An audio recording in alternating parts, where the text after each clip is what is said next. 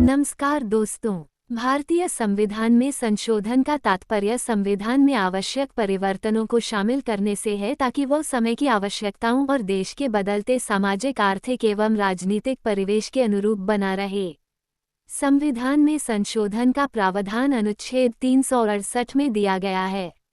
संविधान संशोधन की प्रक्रिया। संविधान में संशोधन 3 विधियों से किया जा सकता है।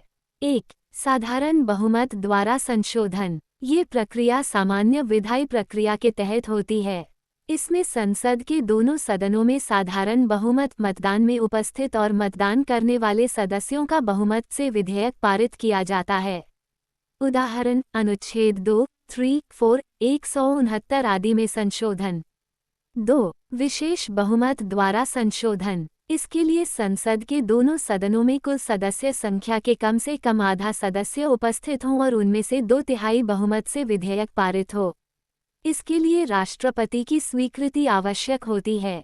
उदाहरण: अनुच्छेद 368 के अंतर्गत आने वाले अधिकांश संशोधन। 3. विशेष बहुमत जोड़ राज्यों की स्वीकृति द्वारा संशोधन।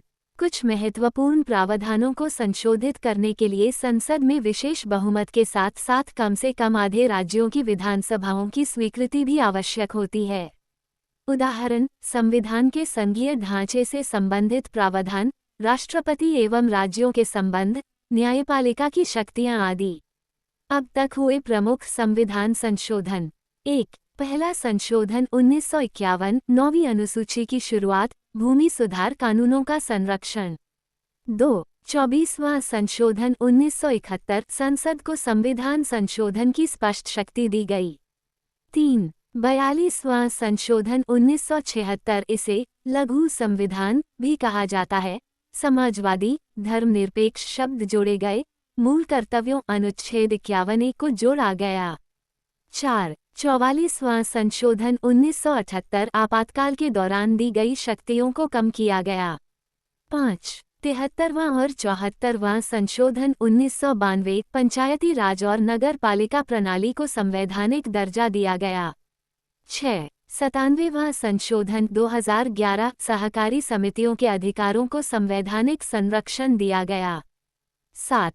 130वां संशोधन 2019, आर्थिक रूप से कमजोर वर्गों EWS को 10% आरक्षण दिया गया।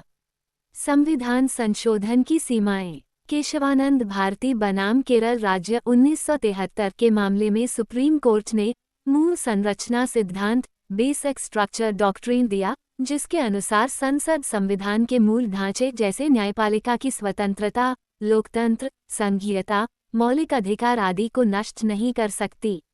निष्कर्ष: संविधान में संशोधन भारतीय लोकतंत्र को लचीला और प्रगतिशील बनाए रखने के लिए आवश्यक है, लेकिन ये सुनिश्चित करना भी जरूरी है कि संविधान के मूल मूल्यों की रक्षा की जाए।